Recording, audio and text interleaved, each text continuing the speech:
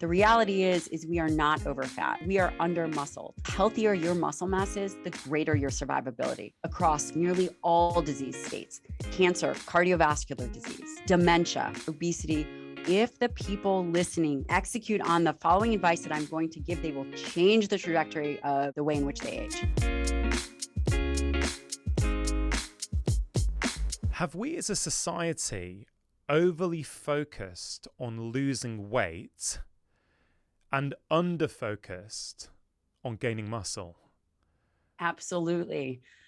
In fact, I believe that that's one of our biggest flaws and one of the reasons why we have such a health epidemic across the world. You know, everybody is focused on obesity, and that makes sense because you can see it. It can really affect people's lives. Yet we haven't been successful at dealing with it.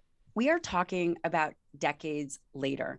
The reality is, in medicine, in health, in root cause thinking, you would think that we would get better. We would get better at treating a disease. We have gotten worse. And as you know, of course, the point of change comes from asking the correct questions. And I believe that we've been asking the wrong question and trying to solve for the wrong problem. The reality is we are not over fat. And people could argue and say, okay, yeah, we are. But actually, we are under muscled. And when we think about insulin resistance, obesity, all these metabolic diseases, even Alzheimer's, right? Or dementia, type 3 diabetes of the brain, these diseases, they start in skeletal muscle first. Insulin resistance, glucose disposal, issues with metabolism, the primary site is skeletal muscle. Yet we've been obsessed as a culture, as a society, on just obsessed with obesity. It has been the biggest oversight in medicine to date. You mentioned the term root cause medicine, right? What is the root cause of what is going on with our patients? I think it's a very powerful phrase, one that I think Western medicine has not fully embraced yet, although I'm very optimistic. I do think it's changing. On this podcast a lot, we talk about what is the root cause of a variety of different health conditions. And we sometimes speak about things like chronic inflammation, which of course lies at the heart of all kinds of different conditions. Absolutely. But what I've heard you speak before, and what you're incredibly passionate about, is that skeletal muscle, or a lack of skeletal muscle, also is one of those big keystone areas that actually, when we don't have enough, it can also lie at the heart of all kinds of different problems, right? Yeah, totally. I mean, think about it. Physical movement is optional now. The human machine was designed for physical activity. Not just physical activity. I'm not just talking about walking. I'm talking about bouts of high intensity movement, lifting heavy things, really being physically active. And what's happened is, because our society is so domesticated, it is no longer a prerequisite to living healthy. And if you think about muscle as the pinnacle, right? The pinnacle of health and wellness, it makes up, depending on the person, 40% or more of the individual, right? Of our individual tissue. It is the largest endocrine organ. And yes, skeletal muscle is an endocrine organ. But what's so fascinating is it's now become optional to use it or not. You know, when I think, so I did my training in I did my training in nutritional sciences. So I did 7 years of nutritional sciences, and I did a fellowship in geriatrics and obesity medicine. And what is so profound is that there is an interface between the two: obesity, sarcopenia, Alzheimer's. And if we can address skeletal muscle early, and we are seeing issues with skeletal muscle in lean, quote, healthy individuals, young populations, because insulin resistance in skeletal muscle, which, insulin resistance is this concept of requiring more insulin to move glucose out of the bloodstream. So glucose is toxic. We need it, but it's toxic. And these issues they could easily start a decade before we are even seeing abnormalities in the bloodstream, before we are even seeing elevated levels of insulin. And that's an issue. So what's happening is we are missing the mark. These diseases are starting in your 20s and 30s. Yeah. You mentioned a few terms there. Sarcopenia, which we're definitely going to get to. Yeah. You also mentioned, though, which I want to go here, I think, which is we're seeing issues with skeletal muscle early, right? Yeah. That is, I think that sentence alone leads to so many thoughts in my mind. First of all, what is skeletal muscle for people who are not familiar with that term? Of course. And then when you say early, what do you mean? How early are we seeing these things, and how worried, I guess, do we need to be in terms of motivating us to change our behavior? Yeah. And these are fantastic questions. Let's start by thinking about skeletal muscle. Skeletal muscle is really the tissue that you have voluntary control over. When you think about your biceps or, your quadriceps, that it is the muscle you have voluntary control over. As opposed to, let's say, in your Smooth gut, muscle. you've got smooth muscle, which, right. You can't control. Your food goes, through the digestive tract. Okay, so when people hear skeletal muscle, I think a lot of people think of strength training. And if I, work out in the gym and lift heavy weights, I will grow bigger muscles. Now, of course, not everyone's going to think of that, but I think a lot of people think of that when they hear these terms. Now, I think we've undervalued the importance of strength and skeletal muscle in health, as you do for sure. And when I'm talking to groups of people, one of the things I often say to them is, hey guys, listen, once you hit the age of 30, right? And I might crack a joke there sometimes, depending on who the audience is, but once you hit the age of 30, unless you do something about it, you are losing muscle mass every single year. So first of all, is that consistent with the latest research? And at what age do we start losing this really important commodity in our body, which is skeletal muscle? Yeah, this is, first of all, thank you so much for providing a platform to talk about it. It is, if we can get this message out there, this will change the world. Now, you said a couple really important things here. Number one, when do we lose it? And I would argue, how do we grow it? How do we maintain its health? From a very young age, your body has this potential for muscle growth. You are very anabolic, meaning your capacity to put on muscle really starts very young. When I say very young, I am talking about, I have two very little children. The more active they are, the better that's going to be for their muscle mass potential. Now, it's very important from a young age to train. And people are like, oh, you can't tell kids to train. No, children must be physically active. They were designed to do that. One of the worst things that we can see is childhood obesity. And the reason is because skeletal muscle is definitely affected by obesity. The potency of skeletal muscle to have that hypertrophy mechanism, which you were talking about, you go to the gym and you build muscle, it becomes blunted. The ability to respond, the ability for the muscle to respond to dietary protein, which is really important for stimulating, it's a key component to stimulating skeletal muscle, becomes blunted. The age in which an individual begins to lose muscle can really depend on their physical activity. If they have a chronic illness, you pointed out that low levels of inflammation create all kinds of diseases. Low levels of inflammation impact skeletal muscle. Wow. It blunts skeletal muscle activity. And can some of these things arguably be overcome with exercise and diet? Yes, exercise is going to be a much more potent stimulus than diet, which is wild because of the physiological pressure that an individual can put on its tissue. As we age, there's a natural phenomenon that happens, and this is called anabolic resistance. And I say this cautiously because the majority of the models that we've been looking at for aging are oftentimes sedentary or only moderately active individuals. We don't have a huge body of evidence to actually see if anabolic resistance can be pushed off for highly, highly active individuals. So I'm going to explain what anabolic resistance is. Anabolic resistance is a decrease in the efficiency of the skeletal muscle to, number one, recognize and utilize dietary protein. So the mechanism of actually stimulating the tissue becomes less.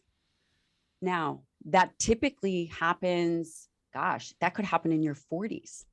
And what that means is that, so if you eat the way that you did in your 20s, and let's say you wake up and you have 2 eggs in the morning and a piece of toast or maybe a little bit of yogurt, you will be at a sub-threshold protein amount. You'll never stimulate that tissue. That's a problem. And we'll obviously talk about nutrition. The question of when does this start is very variable on the way in which a person has taken care of themselves up to that point. Inevitably, anabolic resistance does happen, and that makes it much more difficult for individuals to build muscle, to stimulate the tissue. And that really, I believe that can happen at any age. In an aging population, it can happen with destruction of skeletal muscle. As individuals age and they don't take care of skeletal muscle, we've all seen a marbled steak. Well, what do you think happens to our tissue? We could be walking around with skeletal muscle that look like a marbled steak, and that decreases its ability metabolically for glucose disposal. It decreases its contractile potential. It decreases its ability or efficiency to turn over and repair. There are all kinds of problems. And again, that can start in your 30s, that can start in your 40s.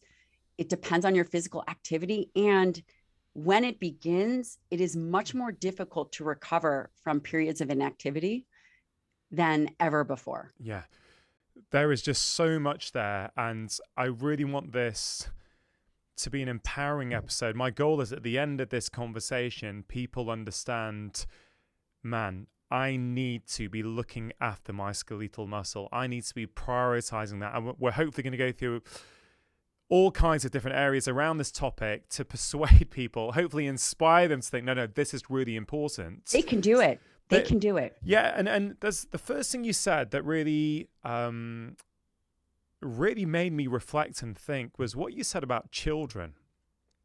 Yeah. And you were talking about if we're not active enough, if we're not stimulating the growth of enough skeletal muscle, then we become less responsive to the protein in our diet. Less responsive in terms of that protein then stimulating muscle growth. Is that a correct summary of what you said in that particular area?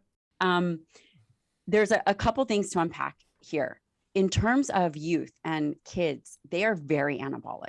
They are anabolic. They don't require a meal threshold of protein. They are primed for activity. They are primed for growth. They are incredibly resilient.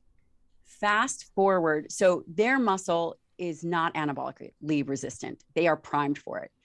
After growth happens, when we're no longer in a prime growth phase, say, we're not growing bigger, we're only growing wider, there is that potential where anabolic resistance, and again, anabolic resistance setting in early is somewhat unlikely, but really in your 30s and 40s is where I believe anabolic resistance can begin depending on the individual. And what that means is in midlife, and by the way, you can overcome anabolic resistance. Mm-hmm. You can definitely overcome anabolic resistance. There is great data that supports that in the literature. And it is not a hopeless kind of experience. So individuals can become anabolic resistant in their 30s and 40s, which for sure can be overcome. So I hope that answered your question. Yeah, it does. So let's just go there just for a second. Let's say there's someone at the moment, I don't know, in their 30s or 40s who are listening to this. Yeah. And are thinking, well, I don't know, I've not really thought about muscle before, but, I'm in pretty good shape. I walk regularly. I look after my diet. I sleep well. and they think, I don't really have any problems with energy or anything like that. Right. Why should they be concerned about what you just said? Yeah. Well, unfortunately, if a stimulus, an intensive stimulus is not provided, there is a natural trajectory of aging, which we see. As individuals age, we've all seen it in our parents. They get skinnier, they get tinier. We believe that that is the endpoint, right? I think oftentimes we believe, well, I'm just getting older. I don't need to do things that really stress out my muscle, or I don't necessarily need to change my nutrition targeted to skeletal muscle aging. And I would say that is the prime time to execute and implement the strategies that I'm about to tell you. Number one, just because you can't see the changes doesn't mean they're not happening. Individuals should definitely be involved in some kind of high intensity interval training 1 day a week. You must create flux in that tissue. You must utilize substrates. You want to create a stimulus that changes the metabolism of the muscle, in the moment, right? And that could be easily 3 bouts of 20 seconds, all out effort, not much, right? It could take you 10 minutes and, three bouts of 20 seconds, high intensity training, rest, right? You rest for 3 minutes, you do another bout, you can rest for 3 minutes. Incredibly valuable. Walking is wonderful. Walking is just movement. I don't consider it training. The other thing that we have to understand is strength decreases as we age. An individual should definitely be doing strength training 3 to 4 days a week, just to begin to build a foundation. Hopefully we started earlier, but if you didn't, the body is incredibly resilient and it wants to have muscle. It's not like it doesn't want to. It is part of our makeup. It is mandatory for us. There's very few things in medicine that we can say 100% of the time improve outcome and survivability. The more muscle mass, the healthier your muscle mass is, the greater your survivability across all disease states, nearly all disease states, cancer, cardiovascular disease, dementia. These are really big challenges for people. Every single one of those challenges can be improved upon by being fit. Also, low intensity training for mitochondria is really important. There's a huge push for resistance exercise, which is a non-negotiable. There's also value for doing cardiovascular training. It improves mitochondria. It really helps overall wellness. And a lot of the data for muscle as this endocrine organ, which it is, when you contract skeletal muscle, it secretes myokines. Myokines go throughout the body. The most studied myokine is interleukin 6. Yeah. This is interesting because interleukin 6 people think about as a cytokine released from cells of the immune system, which create a pro-inflammatory state. But exercise is also skeletal muscle. What it secretes, this is an immune regulatory organ. Skeletal muscle is not just about fitness. It's not just about managing blood sugar. It is an immune modulatory organ. It interfaces with the immune system. So when you do cardiovascular activity, interleukin 6 can increase 100-fold. And it actually has a different effect on the body and can help counterbalance the inflammatory mechanisms in the body. That is profound. Yeah, it's so fascinating. It really speaks to how the body really is one big interconnected system. Nothing works in isolation, because you already so far mentioned how better skeletal muscle will help you with longevity, Alzheimer's, type 2 diabetes, immune system function. We're going to get into hormones later on. We're going to talk about all these things, but it's amazing how one thing can impact so many different systems of the body.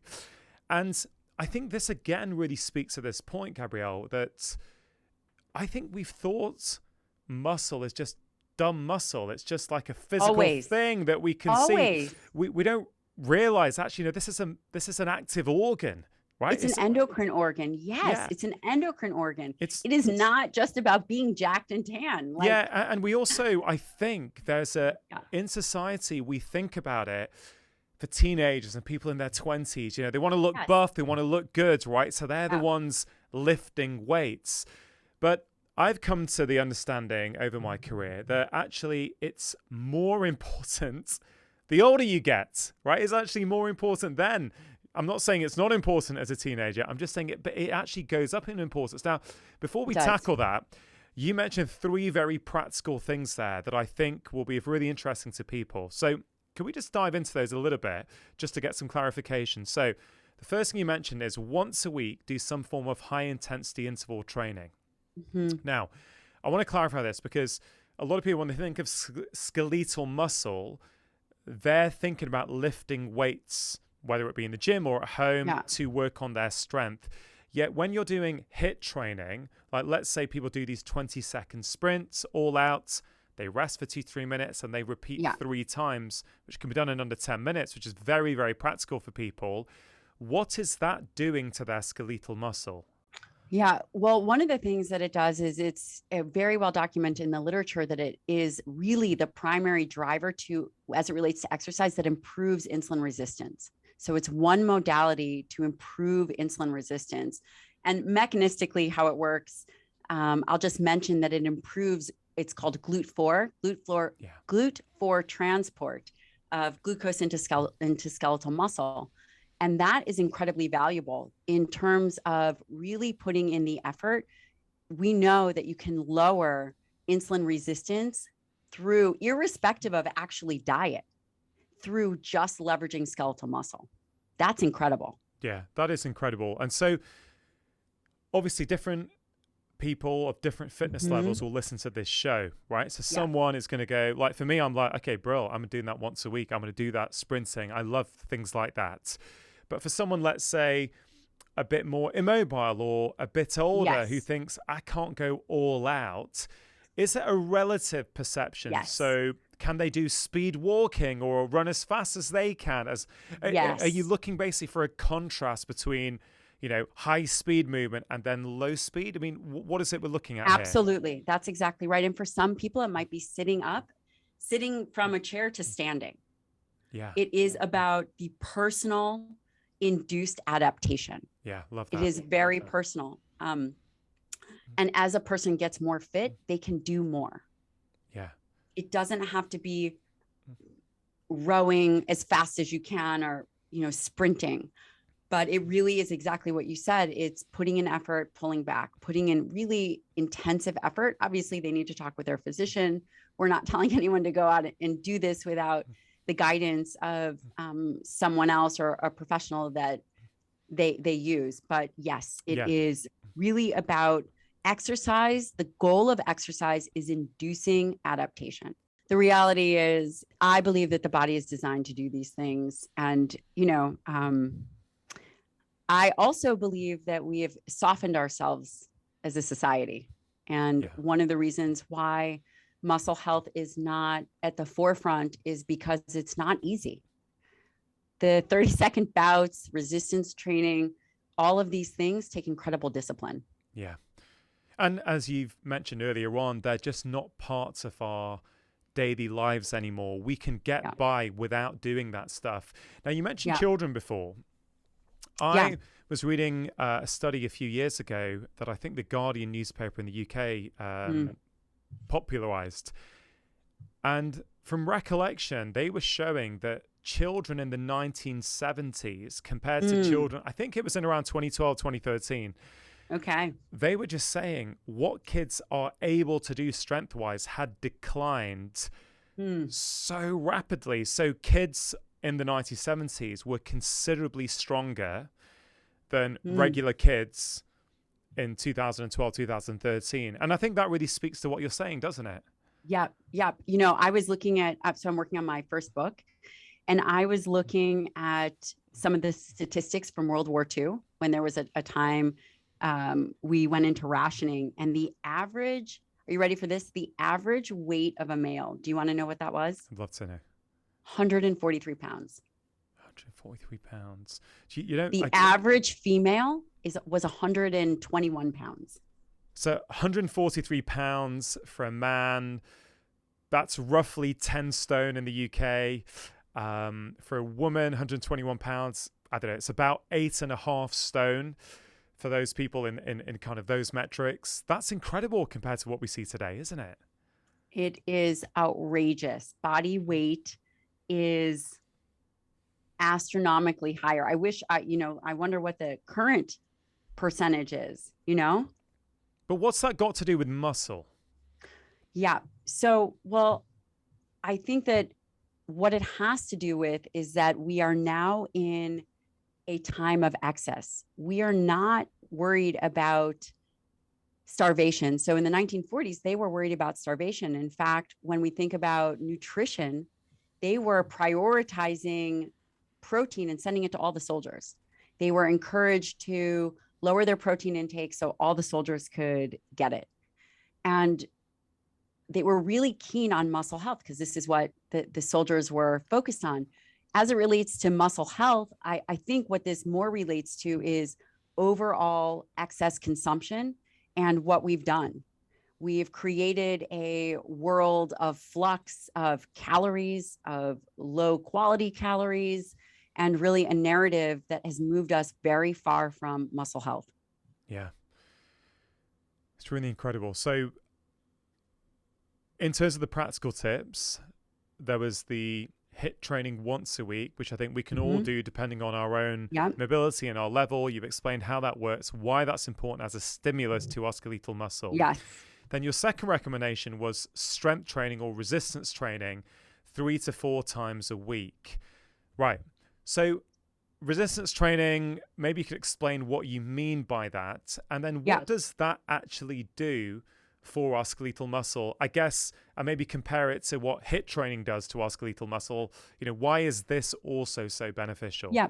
Well, we need to think about skeletal muscle as, again, this organ.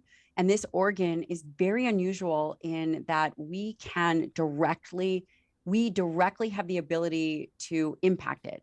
It's very plastic. And doing resistance training creates a few things. So it creates metabolic stress. It creates mechanical stress. It creates a turnover, a ribosomal biogenesis, a creation of new proteins. That is very adaptive in the body. And what it does is it allows the rest of the body to function in a way where we can burn more calories through exercise. So there's the physiological changes that happen with resistance exercise. And really the goal with resistance exercise in my mind is hypertrophy. Hypertrophy is muscle growth. Doesn't get longer, it can get bigger, right?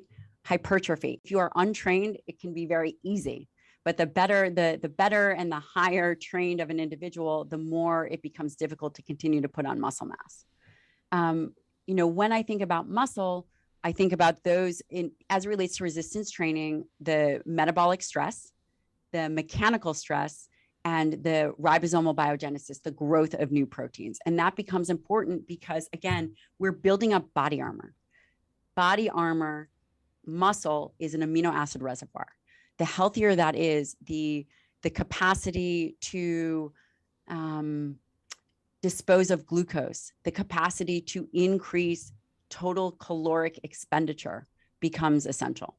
And you leverage skeletal muscle to do that. Yeah. You mentioned you improve glucose disposal, and glucose and insulin resistance has come up a little bit in this conversation.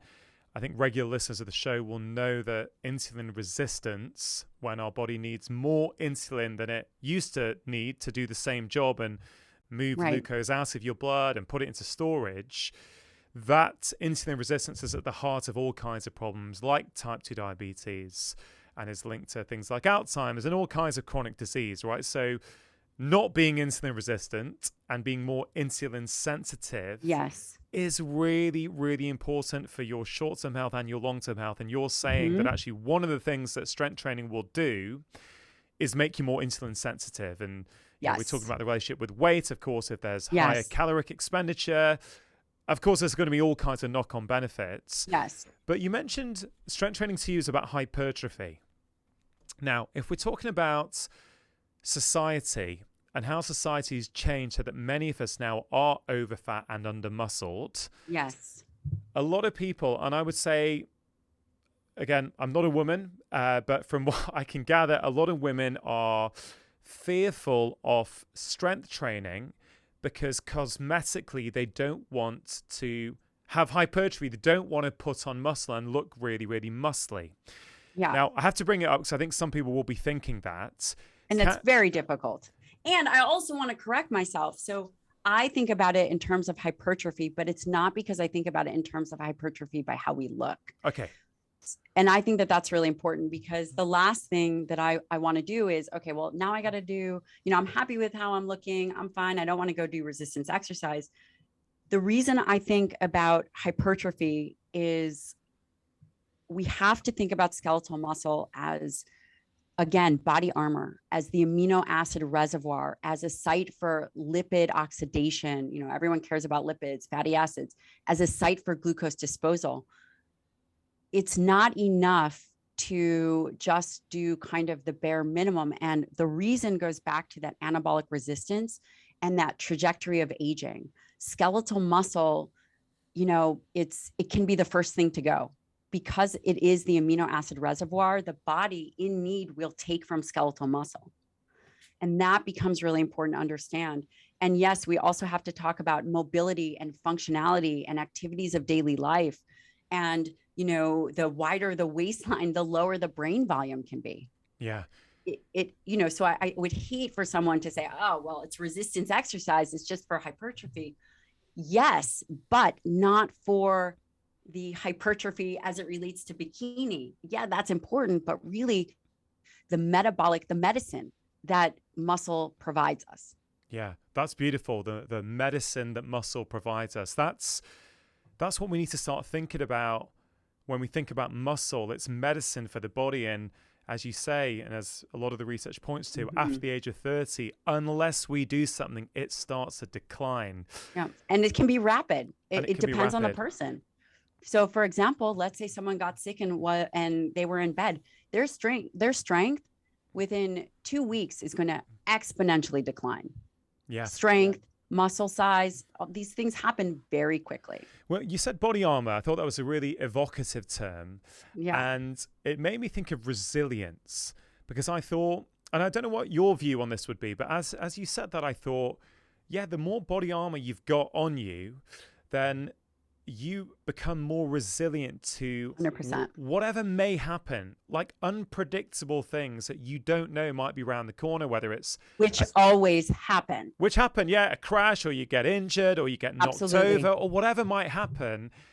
Your body armor at that point may, I guess, reduce your risk of injury, number one. Yes. And two, if you do get injured, may enhance the speed of your recovery. So is resilience a way that we can look at muscle as well? Absolutely. And what you said is absolutely correct. I remember I had a patient, and this patient he was a cyclist, and he was always really into weight training, which is unusual for a cyclist. He was very physically fit. He got into a horrific car accident. It took him 1.5 years to recover, to come back. He had to learn how to walk again. Wow. And the doctor said the thing that saved him was the amount of muscle that he had on him. It not only saved him in the actual injury, but it saved him in the way that his body, again, he lost a lot of blood. His body went into a very, very chaotic, highly catabolic state. And the fact that he had muscle, they believe, was the reason he survived. Yeah, so this then enhances the muscle as medicine argument even further. This is muscle being life-saving. Yeah. I mean, that's effectively what you just said. It is. Having muscle, having good quality skeletal muscle on him, potentially either solely or certainly contributed hugely to his life being saved. Now that is huge, right? Yeah. A young, fit cyclist having his life saved purely because of the amount of muscle. And I'm sorry to keep hammering home this point, but I'm very passionate like you that we've undervalued muscle. And if we don't do something about it, we're going to be losing it. So your second recommendation was 3 to 4 times a week resistance training. Now, let's just unpick that a little bit. On an evolutionary level, of course, our hunter-gatherer ancestors didn't have these 30, 40-minute set periods 3 to 4 times a week where they would work on their strength. Their lives were their gym, right? So they were always lifting heavy things, doing stuff. So, for example, let's say someone listening to this is active.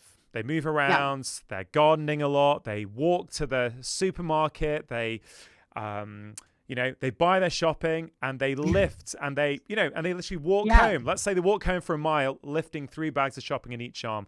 I know it's not common these days. I do see it in the UK. I very rarely see it in America, if I'm honest, because of the car focus of culture that I've certainly seen when I'm ever in America. For someone like that who is pretty active and is lifting things, is it fair to say that they may be okay without some sort of dedicated resistance training?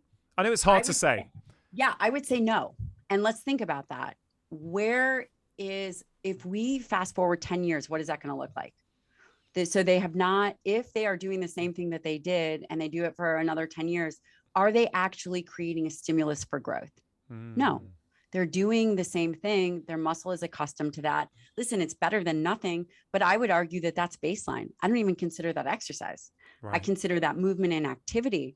And the reason is we always have to think about challenge. You mentioned resilience. Without those kinds of things, the body has a natural propensity to atrophy. And, I think about this daily as in my own training, I'm thinking, okay, well, what am I doing that is actually challenging me? And what do I want to do for the next decade? And you see this in the gym for individuals that have always done the same thing, they don't progress. The idea in life in all domains, whether it is your work or your family, is growth. And I know that this sounds esoteric, and now I'm translating personal growth to muscular growth, but it takes a certain mindset and discipline to push the body to a level that is a bit uncomfortable. And I believe that pushing the body to a level that is somewhat uncomfortable really creates a capacity to age well. So no, I don't believe carrying groceries and doing things that would constitute an active life cycle, an active life is enough. Those individuals, I believe, and they don't have to go into the gym, they could use kettlebells. And it's very easy initially to put on muscle mass. And it's also pretty easy to maintain muscle mass. I could go to the gym and I could do 5 sets per muscle group a week, and I could probably maintain my muscle mass. But for muscle hypertrophy, again, it depends on the age of the trained individual. And I'm sure that you've got a lot of fitness professionals on here, and they have seen it. They may agree or disagree, but I really follow the work of a PhD named Dr. Andy Galpin, and he gives great recommendations for progression of hypertrophy. It is absolutely necessary. And when we think about hypertrophy and we just think about resistance exercise, you do have to go through a period of growth, and that could be 10 to 20 sets per muscle group. That's a huge volume. Yeah. You don't have to start there, but, again, everyone responds differently. You do have to get to the point where I believe that you are tracking your growth and that you are doing things that are challenging you. And I'm going to say this, and people might not agree, but I think you should have at least 1 to 2 workouts you do not want to do a week. They really kind of suck because they're really hard. Yeah. One thing I really appreciate about you, Gabrielle, is your passion and your desire to really speak truth as you see it and as you have seen in your patients. Yeah. A lot of us these days, especially because of cancel culture, hold back a little bit sometimes because, we know how easy it is to end up saying something that results in people getting triggered about stuff. But you very clearly there said something which a lot of people may not like to hear. But in your many years of clinical experience, the thousands of patients you've come across and treated, you're saying you need to do 1 or 2 workouts a week that you don't want to do, i.e. they're uncomfortable. That suck.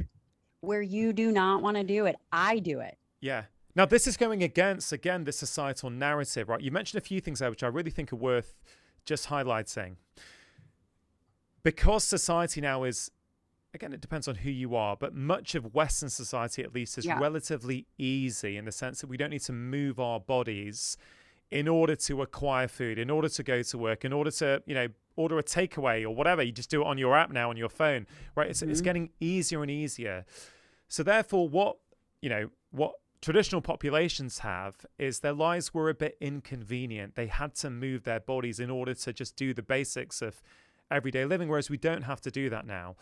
So in this day and age, presumably there are certain personality types, and I'm interested, have you noticed this in your practice? Presumably there are certain types of people who can thrive in this environment, but many people just struggle because they're doing what everyone around them is doing, but what everyone around them is doing is frankly suboptimal, which is why we're struggling so much as a population. Yes. Are you ready for something else that I think might be a very unpopular opinion? We have created a narrative in our culture that stress is bad and that fight or flight is what stress is.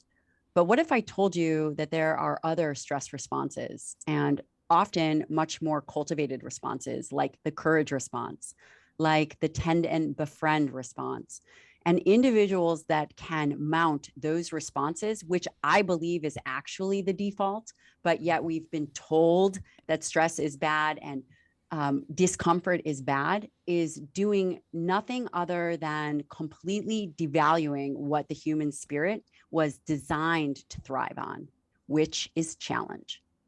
So, do I believe that individuals need to push hard? Yes. And I also believe that there is a pervasive discussion that softens us physically and mentally, and as a physician, I'm very concerned about the physical softening that I've seen in my clinic and my practice. I've been practicing medicine since 2006.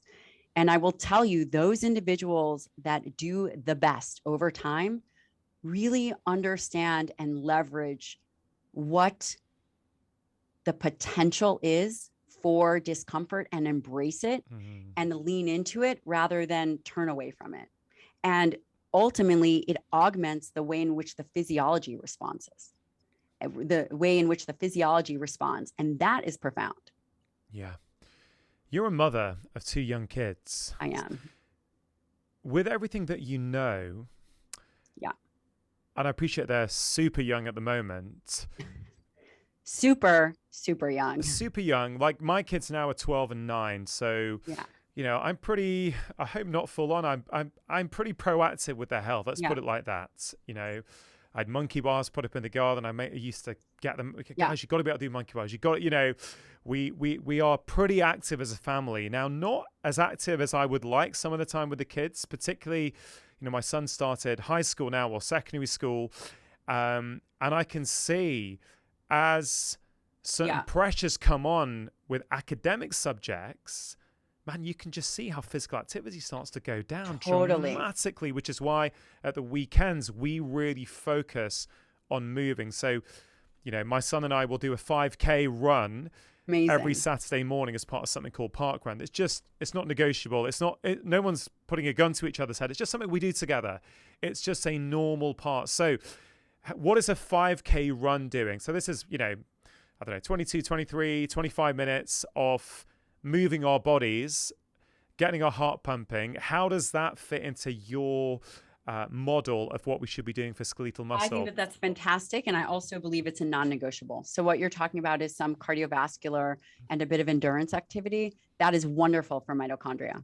It is also wonderful for movement. It's wonderful for cardiovascular health, and I typically recommend at least 150 minutes of that a week. Yeah. So I guess what I was getting to is, have you got in your mind an idea of what you're planning to do with your children as they get older? Because as a parent of 12 years, my experience is society is working against you. In order to stay healthy, in order to keep your kids healthy, you simply cannot do what everyone around you is doing, because I just think it is so suboptimal, unfortunately. I agree with you. And luckily, I think that that's where setting a family culture is really important. We are an incredibly physically active family. We're already physically active. Even with the almost 3-year-olds, we, and I suppose that we do have a little bit of an advantage because my husband is a former military. I'll give you an example. This on Father's Day just happened. We went over to the monkey bars and we did a pretend obstacle course. Yeah, we do push-ups and we do sit-ups and we do that and we make it fun and we do it every day just for fun. Yeah. We are early on in training them. My daughter has just started into martial arts. It will never be an option for them. Obviously, it will be up to them. But in terms of the culture of the family, I just know how important it is as they are young. While their satellite cells are turning over, it's easy to build and maintain muscle and to be really fit. I'd much rather have them focus on that now than suffer later.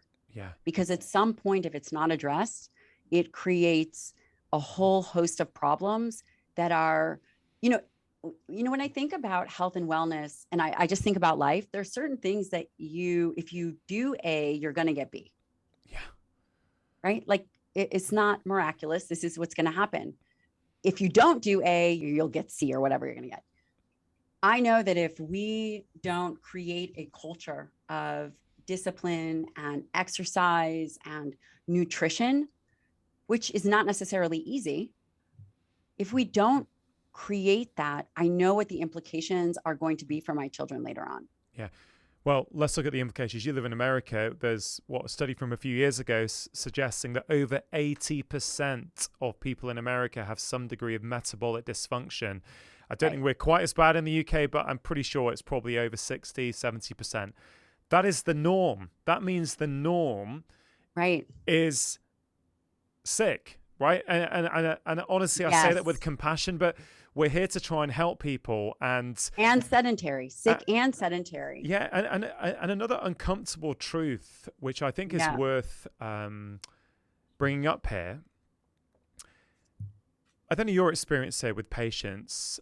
I've been a parent, as I say, for 12 years, and congratulations. Thank you. But it's not an easy thing. It's really not easy. And I would say one of the most powerful things I've learned is that kids don't do what you tell them to do. They do what they see you doing. And so certainly what I try and do in our house, and I'm not perfect, but I try my best. They're always seeing daddy doing squats, doing press ups, lifting the kettlebell, out in the garden, doing sort of bear crawls. They're always being absorbed. It's just, and so often, they'll just join me and do it with me, or daddy, we're doing squats. All right, let's do it. I'll do it with you. And certainly in the UK, there's a lot of talk that girls, particularly when they reach teenage years, there's a big problem in this country with physical activity in females. Now, I'm interested, is that the same in the UK? Is that the same in America? Yeah. And I don't know, do you have any strategies for that? And how important do you think this kind of modeling is? 3 years ago or 2.5 years ago, I would have had no input into this. But being a parent, what I see already is that the way in which we teach and model, really, you see it in these little people. And I believe that it is difficult once individuals get older. I don't know, because I don't have a 12-year-old yet. You don't have a teenager, but I can imagine that it becomes much more challenging. And I would say that seeing the generations around me, I'm a bit discouraged. I'm a bit discouraged in their physical capacity. And I believe that if we begin to teach our children, we as adults, if we begin to impart that on our younger children and even our teenage girls, I think we're going to see a change. I do believe that there is a culture problem right now, unfortunately. I don't know, I think how to rectify that, I'm not sure, but I will tell you physical activity and hard training fixes many of those things because it takes mental fortitude. It really does. And, you mentioned stress. And of course, stress can mean lots of things: physical stress, psychological stress, emotional stress, all kinds of things. And too much of the wrong kinds of stress that we don't learn to manage, yes, can be incredibly problematic. But there's a lot of great research, isn't there, on how doing more and more physical activity helps you become more resilient to stress and actually deal with stress better, which I find super interesting. Yeah. Just to finish off on your second recommendation, strength training 3 to 4 times a week. Can you just expand a little bit? Is it 20 minutes? Is it 30 minutes? I think a great place to start is, you know, from my perspective, thinking about, you know, volume is number one. Volume is the amount of reps you're putting in, the amount of sets, the amount of work you're doing. Volume, frequency, duration. These are all things that we have to think about when building a plan. And I definitely believe people should work with a fitness professional. So the recommendations that I am giving are recommendations that I have seen work in clinic, and just work with other patients. And of course, that is very valuable, and it's in the literature. Understanding that 3 to 4 days a week is just a great baseline. I don't believe that that is necessarily optimal. I guess it really just depends on the load that a person is using, the volume that they are using. But easily, I recommend typically multi-joint movements, compound movements, whether it's a squat like you are doing, a deadlift, a bench press, kettlebell carries, those kinds of things. Full body movements, I think, are very, very valuable, rather than isolated activities like a bicep curl or tricep. I do think that that is valuable, and I do that myself. Yeah. I think really starting, depending on what someone is working on, there's some really interesting work in terms of the amount of exertion. So for example, Stu Phillips in Canada, he will show and has shown that, like, say, for example, we have older individuals who are listening to this, you don't have to go heavy. You just have to put in the volume, and there has to be enough exertion. All of a sudden, the body doesn't get to, you're doing a 12th rep, and then the rep, okay, so now I've hit 12 and my muscle is stimulated, or I have some kind of hypertrophy happening. It is about perceived exertion, where perhaps you're going to failure and you can't quite do anymore, and you're working multiple body parts. You know, I think that body parts should be worked at least once a week, but I mean, that's kind of the bare minimum. So all body parts could easily be worked twice a week. Yeah, a few things come up there. So there's then functional movements, which have real crossover to regular life. So, you know, squatting or lifting things over your head and things that actually are very practical, that will use lots of joints, lots of different muscles. But then you compare that to, let's say, a single, you know, an isolated movement like a bicep curl. Now, clearly, something like a bicep curl is not going to be as practical or have as much functional crossover as, let's say, a squat, which requires your hips, your knees, your ankles, your balance, your abs. But just to highlight that point, if you are losing skeletal muscle, like everyone probably is after the age of 30, and you mentioned anabolic resistance, which is super, super interesting, presumably anything is better than nothing. So, absolutely. Yeah. So that, I think that's a key message, because we're so far from optimal that for some people may go, 4 times a week, 40 minutes in a gym, no chance. And I don't want anyone to finish this conversation and not then go, I'm going to start moving my muscles more. And listen, we've seen, you know, the high intensity interval training, you will get a ton of benefit from no time. And there are multiple ways to stimulate tissue. And I hesitate to say that because, listen, the more intensive the exercise, the less you can do. Yeah. And typically the greater the impact. So for example, if you're going on a light leisurely jog and that takes an hour, you will get arguably an equal effect in a fraction of the time by doing any kind of high intensity interval training. Yeah. That being said, I think we do have to prioritize muscle in terms of time. And the idea that, could we design a program that could be incredibly efficient? Totally. Look at what CrossFit did. Incredibly efficient. Yeah. But is that necessarily safe for everybody? No. Is it setting us up for a reframing of a lifestyle? We need to really prioritize muscle as a pinnacle mechanism, muscle as medicine that we actually have control over. There's very little that we actually have control over. For example, you and I could do an overnight fast and my my liver glycogen could deplete 50% and yours could deplete 65%. We don't have voluntary control over that. Right? And you can't think your muscle glycogen. I mean, some people may argue that they can, but you can't think your muscle glycogen less. Utilizing and leveraging skeletal muscle is one of the very few things that we actually can directly influence. That's insane. We can actually influence the amount of stimulus that we're providing. And could you do it cardiovascularly? Yes. But again, you don't have direct control over, I mean, you may, but it is not, I mean, I think it would be very difficult to sit here and to reproduce a physiological state in my body of running your 5K. I don't know if I could do it. Yeah. But I do know I could walk over to the corner and do 15 squats. And I know I could put that effort in, and I know I could induce physiological changes in my body. Yeah. So all that to say, could we be more efficient, and can it be less time? Totally. I think when you get to the point where you've created a discipline, then you can begin to scale back on time. I think that there's a friction for beginning and a friction for execution. We just need to kind of rethink that. Yeah. Just on that subject of efficiency and a lifestyle, a few weeks ago, my family and I went on holiday to Greece. And it's really Beautiful. interesting. Yeah, it was lovely, much needed after a long book tour and, all kinds of things this year. It's been a busy work year. But it's really interesting, and I shared this in my Friday email last week, that, we didn't take many bags. So I packed a skipping rope because I knew we'd be chilling a lot. It doesn't take any, there's no weight, super simple. And what I would end up doing before breakfast, sometimes out in the sun, looking at the ocean. Incredible. Every now and again, I'd just do some skips. And then I think on the first day, I ended up over the course of a day doing like 500 skips. And it sounds a lot, but these were in little 1 minute segments of incredible high intensity. And then I just said in my head, okay, every day you can do 500 skips.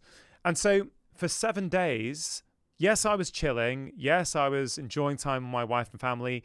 Yes, we were walking sometimes or chilling in the sun by the pool, but I was also getting 500 skips in a day. Now, the reason I share that is because I hope that's maybe gives people some ideas that it's not always about a gym, having a personal trainer. Like, let's make this easy. I'm not saying skipping's for everyone, but what's your take on that? 7 days, 500 skips a day whilst on holiday. Incredible. So you're creating a stimulus. Again, it is, what is our endpoint? So you're creating a stimulus. It sounds like you did pretty anaerobic activity. It sounds like you put in quite a bit of effort. Yeah, it was tough. It was tough. That's amazing. Again, that is great for insulin resistance. It's great for utilization of substrate. It is great for disposal. So disposal of glucose. You could have ate breakfast and then, skipped rope, put a continuous glucose monitor on, and I bet you see a decrease. Yeah. So again, it doesn't have to be this. It doesn't have to be. I think that is a brilliant idea. I am going to actually take that idea. I love it. Put it in your book. Do it. Yep. And I think that, again, creating a stimulus is really important. And you did that. And that is in and of itself is amazing. And again, can you do body weight exercises? You can. Those might take longer, and that could be a great starting place for people.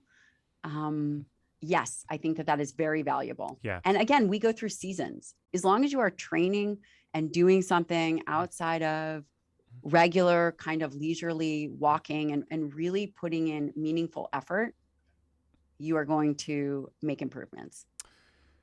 Something you said before that I want to make sure I've got right and make sure we've hammered this point home.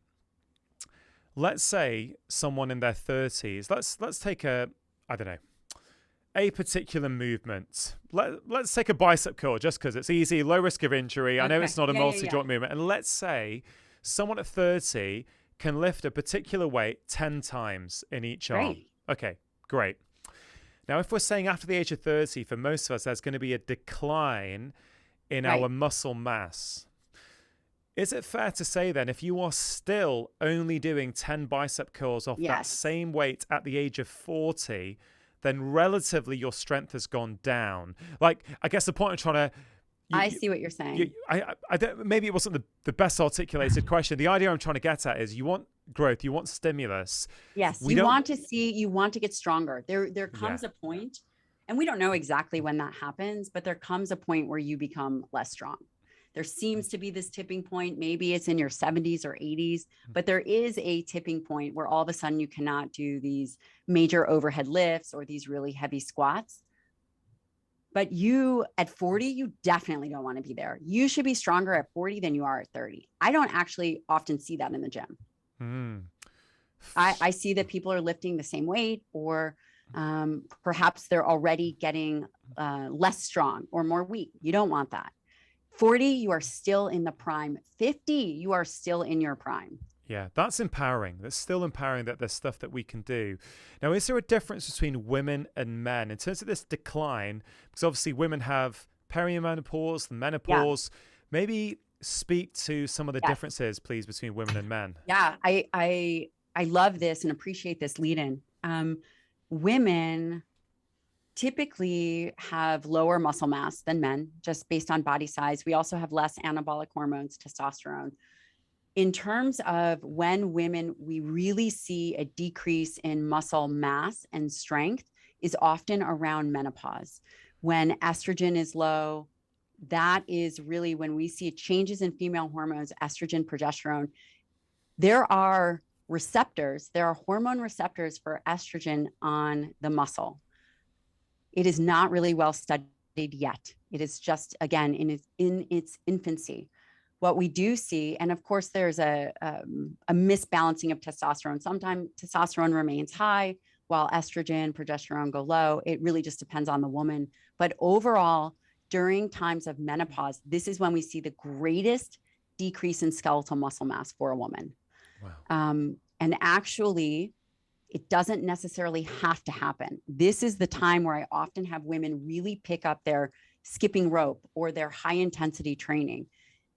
This is very important also because as estrogen goes down, there is a mechanism, and we don't actually know why it happens, of less movement. Women move less. The estrogen creates a decrease in that non-exercise activity, which is just kind of, you see me, I'm fidgeting, I'm all over the place. It decreases. Menopause is a really important focal point. The idea that women have to gain weight and lose muscle is not true. This is incredibly important because if they up their dietary protein, really manage their caloric intake, modify their carbohydrate intake, and understand that carbohydrates really become a meal threshold ingestion, and increase high activity in terms of interval training and resistance exercise, you can absolutely, and if you are in the scope of being able to do hormone replacement, this would be a great time to do it. That decline in muscle can be circumvented. Yeah, this is a very important message. Okay, very important because women are hopeless. They hit menopause and it sucks for them, or they've seen their friends go through it and it sucks for them, and it physiologically and physically doesn't have to. I think this is such an important point, right? So again, taking a step back, we're all starting to lose muscle after the age of 30 unless we do something about it. You've powerfully explained why having good amounts of muscle is important for all kinds of different reasons. Okay, great. Now you're saying that when it comes to women, around the time of the perimenopause and the menopause, this can accelerate. So this is an opportunity, instead of accepting it, there's an opportunity to get help, maybe discuss HRT. You mentioned increasing protein. We're definitely going to talk about food very shortly. Then you mentioned something around carbohydrates. You said meal threshold ingestion. Could you maybe unpack that a little bit? What exactly did you mean by that? This is actually really important. And there's one more thing that I want to just mention before I talk to you about the meal threshold, is that when women have a decrease in hormones, they're also more risk for injury. There's estrogen receptors and tendons and ligaments. So it's very important that women be aware you don't want to get injured so that you can't train. And that's also something to keep in mind. Hold on. So are you saying be careful with your training? Yes. So exactly. So for example, during times of menopause, you might not want to be doing box jumps or doing things that are highly explosive on your own, because there can be a risk of injury, because estrogen is known to have a dramatic effect on skeletal muscle, even if we're still kind of parsing out the exact mechanisms. But it also has an impact on tendons and ligaments. Yeah. Ligaments. And it's just important to understand. So there's that. If someone's listening and they're currently, because there's a lot of women in their 40s and 50s who listen and watch this show, right? So if they're listening to that and going, okay, that's me. I'm not as active as I possibly should have been previously. I've certainly not been focusing on strength. And then they've just heard this and they're like, okay, right, I need to sort this out. I need to get moving. Or if it's the partner or someone's daughter or someone's sister, they want to share this, right? What would you ask them to do, particularly if they haven't done much strength training before? You're saying go easy on explosive things like box jumps. Yeah. But is it the same advice that you gave before? Is it a lot of low intensity stuff like walking to boost your mitochondrial efficiency, HIIT training once a week, strength training? Is it the same prescription, or you want to elevate it even more at that time? I would say they definitely want to increase and add in high intensity interval training. And you could do it more than 1 day a week. Really kind of focusing on that is going to be very advantageous. Let's say if you are in menopause, why don't we do 2 days a week of high intensity interval training? Is 1 day a week incredibly valuable? Can it be enough? But again, we are not now looking to just be at baseline. We want to make sure that we counteract any issue that may come up with this decrease in hormones. I do think having a very good cardiovascular base is important. Is that going to do a tremendous amount for body composition? Not necessarily. Obviously, it helps, it improves, and it utilizes and leverages muscle as an endocrine organ, secreting myokines, very valuable, and nutrient partitioning, also very valuable. But this is where hypertrophy is very valuable. Going in and stressing the muscle, doing the compound movements, even utilizing machines. This is the place and the time to make sure that you are leveraging anything that you have. And it can be incredibly valuable. So carbohydrates and this meal threshold ingestion. Yeah, let's talk about that. What does that mean for someone who's never heard that term before? Okay. So carbs, obviously we know what carbohydrates are, whether it's, I don't know, rice or potato or fruit or whatever it is. It's those are just examples of carbohydrates. We often think about carbohydrates in a 24-hour period. How many carbs are you having per day? You're having, the RDA for us is 130. The average American is having 300 grams of carbs. What becomes very important to understand is from a practical aspect, I know we're going to talk about carbs, but I will mention, and I really want to talk about protein. The first meal of the day is the most valuable. You have to get your protein intake right for that first meal of the day. If we are talking about perimenopause, menopause, and really anybody, because you are coming into that first meal of the day catabolic. You've been fasting. You have an overnight fast. Hopefully you've depleted some of your liver glycogen, which is the main organ that is really maintaining your blood sugar levels. When that happens, that first meal of the day, you want to practically optimize for protein between 30 and 55 grams per meal. That first meal of the day, you really want to hit that. If you are a plant-based individual, you need to go more towards 55 because you have to account for protein quality and fiber or whatever is in there. But a minimum amount of protein is 30 grams for that first meal. Sorry to interrupt. If you are enjoying this content, there's loads more just like it on my channel. So please do take a moment to press subscribe, hit the notification bell, and now back to the conversation. But this is so interesting, right? So we're now going beyond the menopause and perimenopause, aren't we?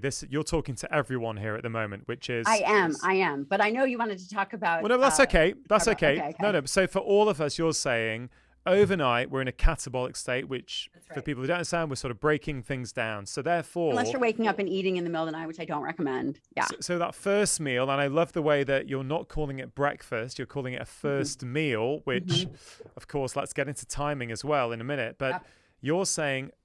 You've been catabolic, you're breaking things down. So therefore, what? You need to give your body an anabolic. So growth, put on muscle. You need to give it that anabolic stimulus. Is that why? Yeah. So this is, if people take away nothing else from this interview, we are now getting into, we've conceptually talked about muscle. We know that there is stimulus required. We know that we have to do high intensity interval training. We know that you should have a baseline of cardiovascular health. We know how important it is to kind of embrace the suck, as they say. Now we're moving into, so exercise is the potent stimulus. Exercise is medicine. Muscle is the way to go. We talked about the movement perspective and kind of framing that we are not over fat, we are under muscled. Now we are moving into the next most critical aspect of the conversation, the aspect of the conversation that is completely missed. If individual, and I'm highlighting this because if the people listening do the following advice and execute on the following advice that I'm going to give, they will change the trajectory of the way in which they age. Okay. Wow. That is my commitment. Understanding that the first meal of the day, I don't care when it is the most important, and it primes your body for muscle protein synthesis. I don't care about your age at this point. This is the time. Listen, if you're young, like my 3-year-old or 2.5-year-old, she can have 10 grams of protein and she's fine because they're very anabolic.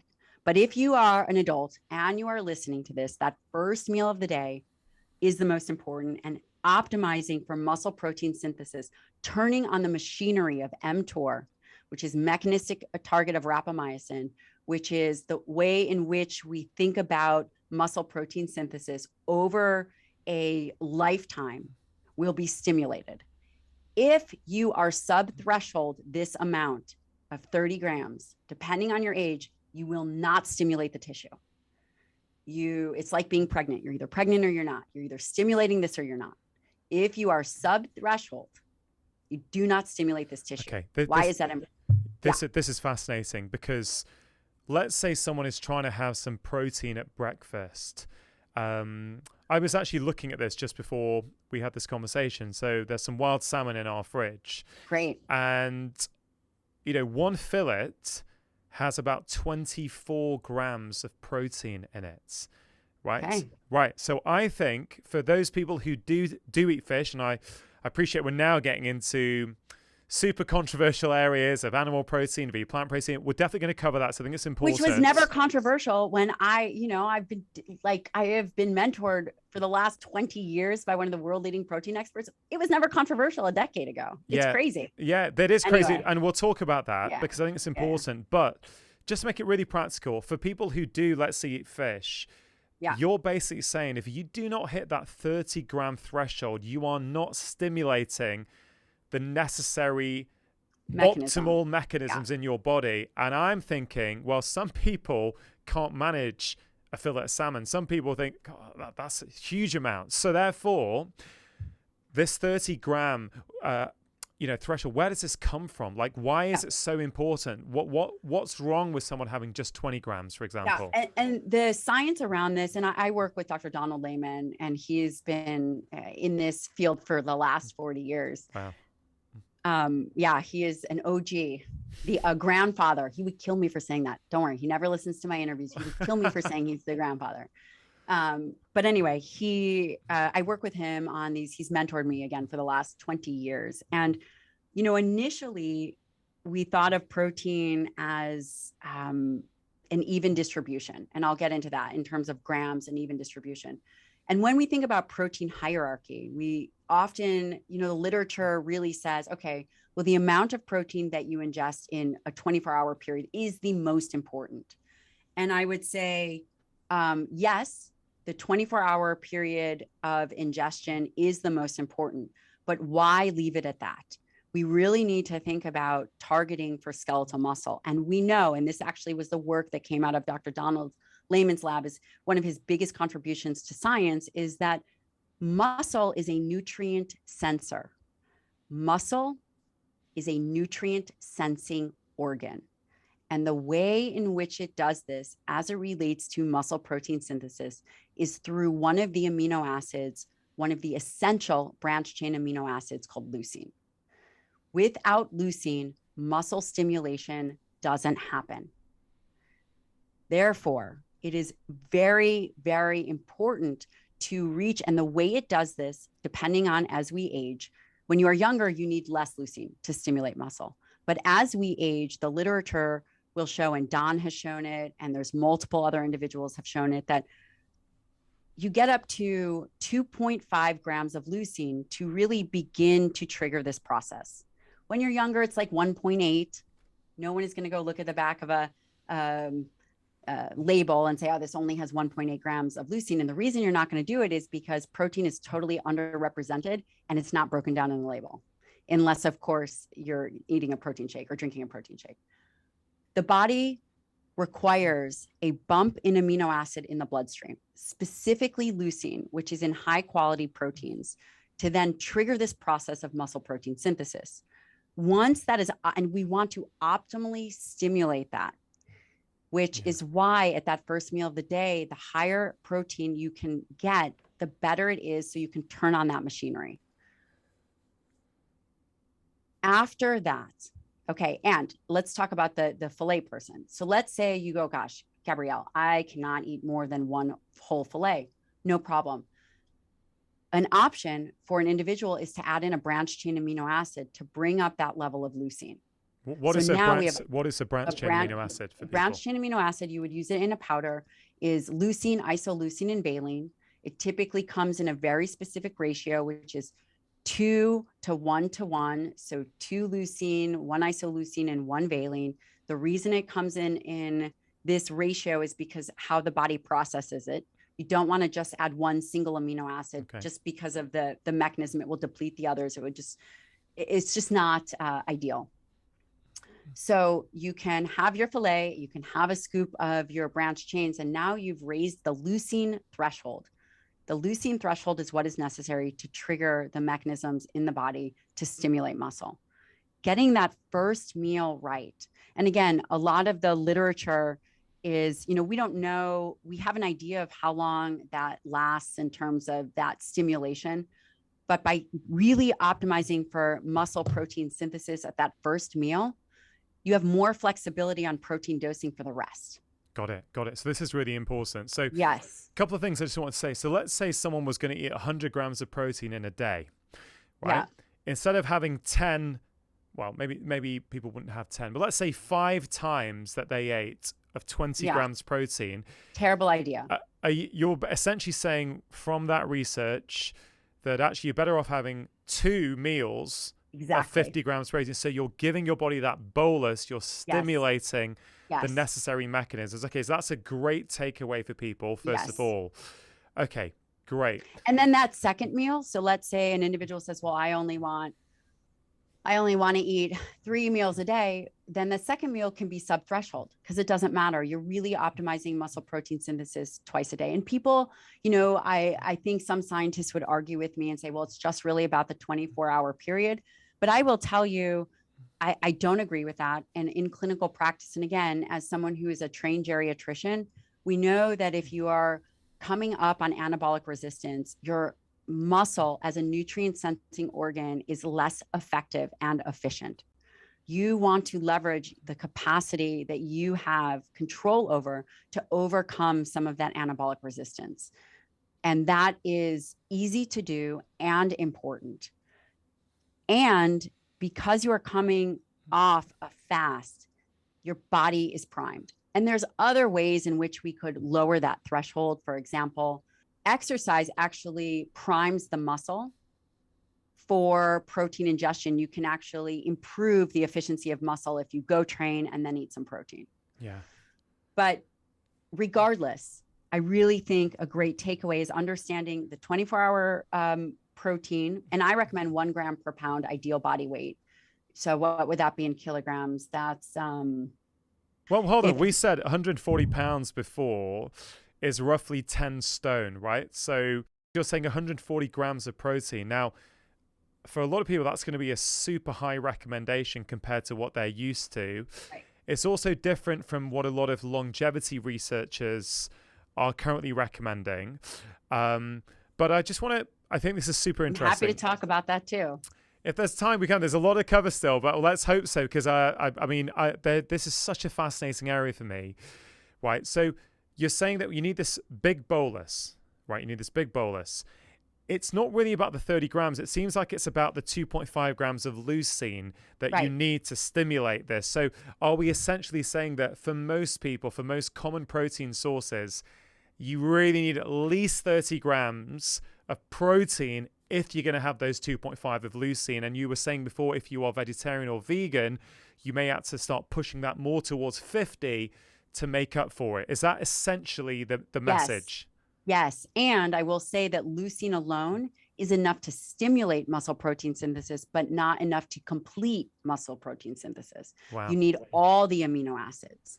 You need all the amino acids. And that is why just taking a powder alone of branched chain amino acids will stimulate the machinery, but it's the equivalent to starting your car with no gas in it. Yeah. You do need all the amino acids. There's a couple of things here. I've been researching your work over the last 2 days in preparation for our conversation.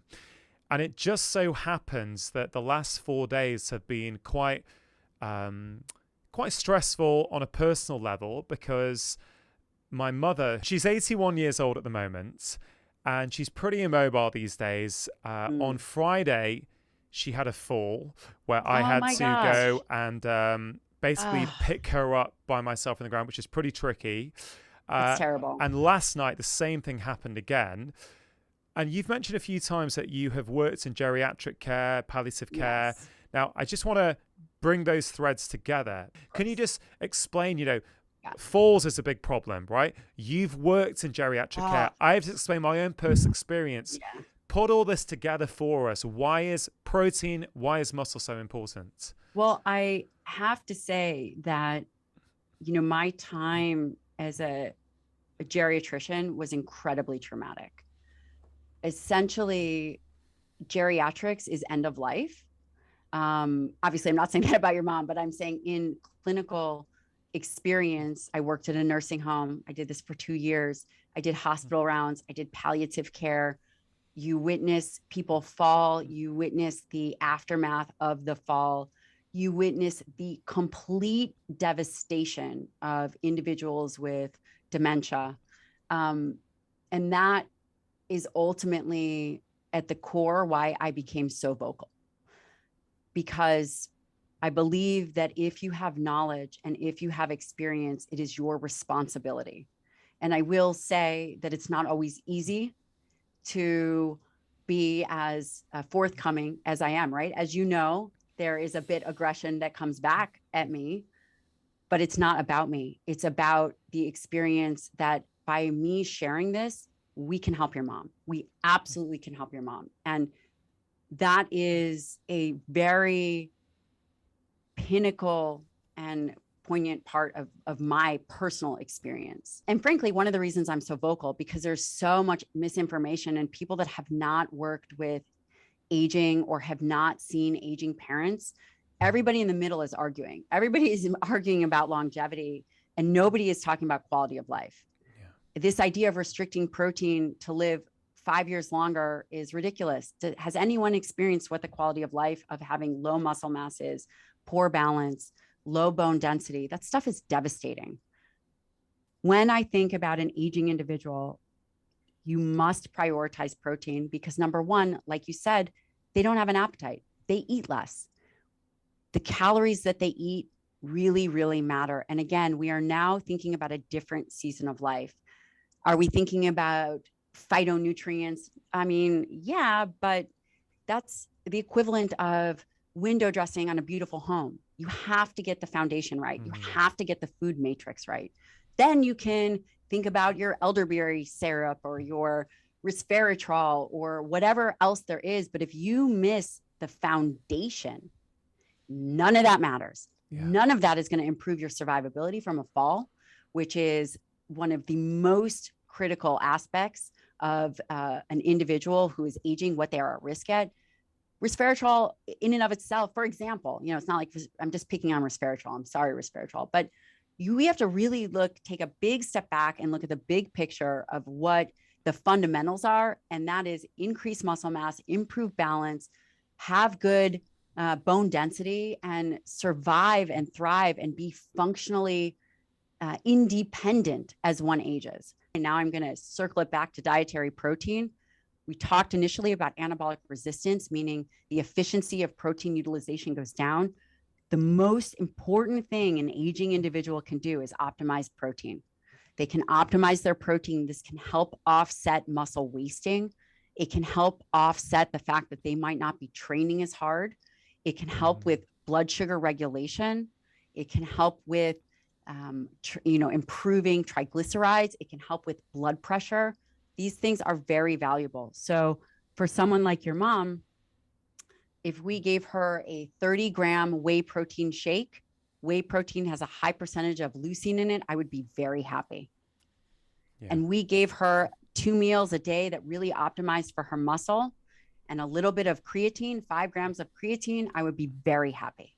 Yeah, I appreciate that because, I'm pretty on it with my mum's health and what she's doing, but actually the truth is also when we're really close, we lose objectivity. Yeah. Like I totally cannot be objective with my mum in a way that I can be with a patient.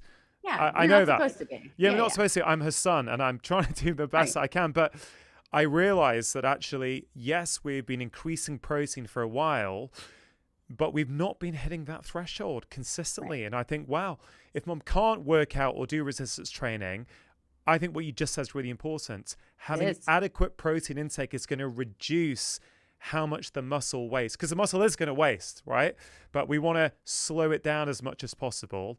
I've heard you share some pretty staggering statistics. I think you once said a statistic about women over the age of 65 if they fall. Yeah, and it's interesting because there's a whole slew of things that one would think. What is their pre-existing conditions? Do they have diabetes? Do they have cardiovascular disease? What is their disease risk? And I can safely say that when an individual falls, their risk for all-cause mortality will go up. And it's very devastating. And it might not be immediately, but oftentimes it begins a very rapid decline in health. Basically, if a woman falls, she's 65 or older, her chances of walking and being mobile alone dramatically decrease. And obviously that's not everybody, but 65 or older, any kind of comorbidity, that risk of being able to be independent again is dramatically decreased. And does this speak to the body armor concept you were talking about before? Presumably the more body armor, i.e. the more skeletal muscle that individual, that woman, that man has, then even if they do fall, that's going to protect them from a lot of the potential negative side effects. Yes. And then the other thing that we have to think about is, did they fall because they have some kind of peripheral neuropathy? Had they had low muscle mass in the past? Do they have elevated blood sugar? Do they have cardiovascular disease? Have they trained their balance? How is their proprioception? A lot of these things stem from skeletal muscle, can be augmented by taking care of skeletal muscle. So typically by the time someone has fallen, we already have a good sense. Again, someone could fall and trip. It could be medication. There's multiple reasons as to why someone would fall, but we cannot discount that. When I was in geriatric clinic, we used to test gait speed. We used to watch, a gait speed of less than 0.8 meters per second. We used to also test sit and stand and the Romberg test. We watched this and we know that as these decline, their risk of falls go up. Yeah.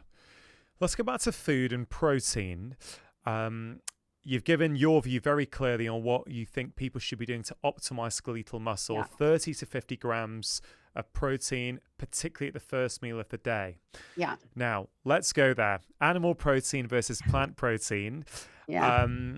This becomes delicate because of well, as you say, you've been studying this for a long time and it never used to be controversial, but it now is. And I tell you the problem with the controversy is that many people are scared these days of speaking up. Now, I'll just give you a quick example here, right? A very quick example, which I think you may resonate with. I have a very good friend who used to be vegan, used to have raw food, used to be vegetarian. then went paleo. Is literally very, very knowledgeable, very health conscious, has tried a whole variety of things. And she is now pretty much carnivore, right? She has a maximum, I think, of 20 grams of carbs a day, and she is thriving. And when I say thriving, I mean athletically, cognitively. I don't know anyone who can stay cognitively as sharp for her for as long as she can. But she and some of her friends have said to me, we feel nervous about even sharing that because these days there's such criticism that she only eats twice a day, sometimes once a day, but it's mostly animal protein, basically. So I bring that up because I want this podcast to bring people together. I don't want division, right? I'm not interested in that. I'm interested in helping people with their health. So with all that in mind, can you talk to me a little bit through your lens of how you see animal protein and plant protein? Yeah, it's interesting. Again, like I said, we never saw all this fighting or arguments before. I mean, just like it seems as if it came out of nowhere from my perspective. In terms of the narrative, it's very interesting. The narrative would tell us that eating meat and animal-based proteins, that's bad somehow. There is no high quality evidence to support that, first of all. And we know that nutrient dense animal foods are incredibly valuable for someone like your mom. It has bioavailable zinc, has bioavailable iron, has bioavailable, easily absorbed B vitamins. This is critical. It has creatine in it, it has taurine. And again, if you look at the amino acid composition of, say, beef or bison or fish or any kind of animal-based product, it is nearly identical to the amino acid composition of our muscles. Plants have, and again, this is not my opinion. I mean, this is, you can go look at Luc Van Loon's data. I was just reading one of his papers where he was talking about plant proteins. It was pretty recent, about plant proteins and kind of breaking down the essential amino acids. We don't eat for protein. We actually eat for amino acids. It's 20 amino acids that make up the majority of our body. And of those 20, we have 9 essentials. The 9 essential amino acids are what we really need. For example, I mean, we need all of them. And depending on if our body is under stress, we cannot keep up with our essential amino acid intake, or production, for example, like glutamine. But these essential amino acids are in particular ratios in all foods. And in plant foods, they're much lower. And for example, fruits and vegetables, plants are incredibly low or deficient in methionine, or wheat or some grains are deficient in lysine. These are just hard, fast biological values. It's not really emotion-based or, any of that. So when we think about high quality protein, we have to think, okay, so what are the essential needs that we have? And from my perspective, we really have to think of the branched chain amino acids, because when you prioritize for branched chain amino acids and you prioritize for muscle health, everything else falls into place.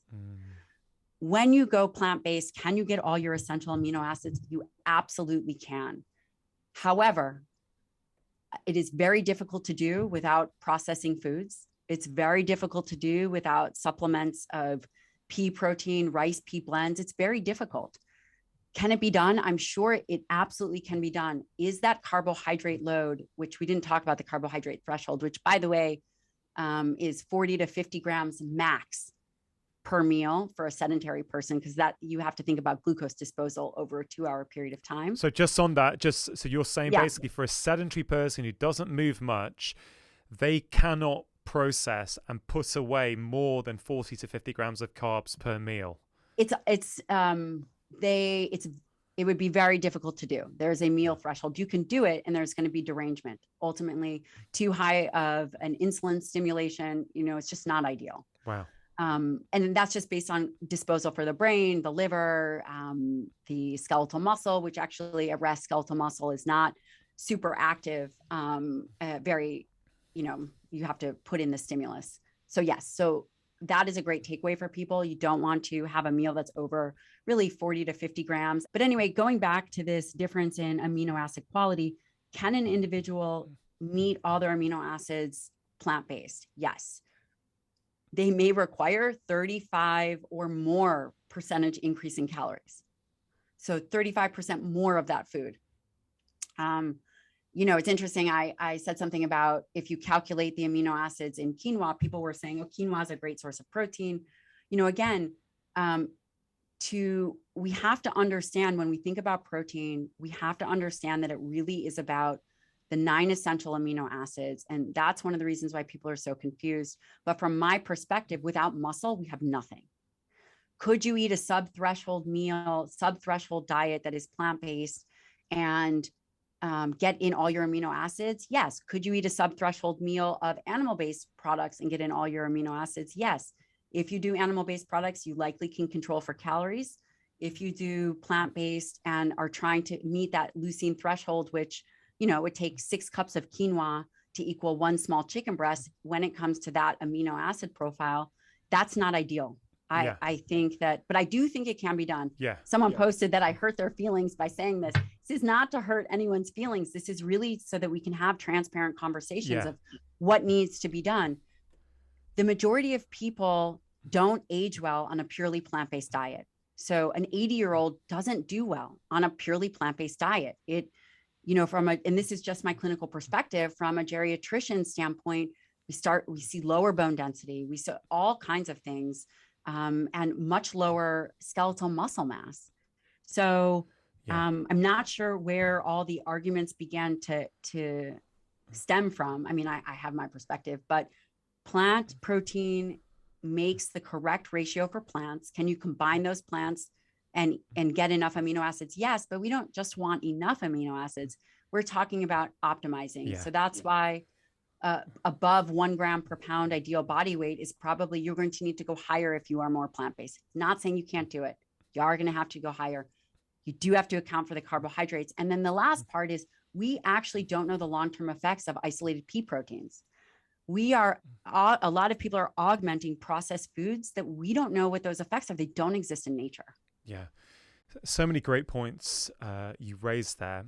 First thing I want to just clarify, which I thought was really interesting, you said, you probably can get the same amino acid profile from combining plant foods, but you're going to have a lot more calories in order to do that. Now, that's really interesting, isn't it? Because it's not as if our populations are in deficit when it comes to calories. Right. So there's a problem with how many calories, how much energy many of us are carrying on our bodies, right?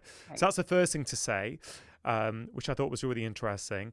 Second thing I want to say is, throughout this conversation, I think you've been very passionate, very articulate, and very clear. When you gave that 30 to 50 gram recommendation with the first meal of the day, you said, without any prompting from anyone or me, you simply said, look, 30 grams to 50 grams. If you are plant-based, it's probably more towards the 50 grams. Yeah. I thought, this is awesome. This is a practical clinician who recognizes that a lot of people are plant-based for a variety of different reasons, health, ethics, environment, whatever it might be.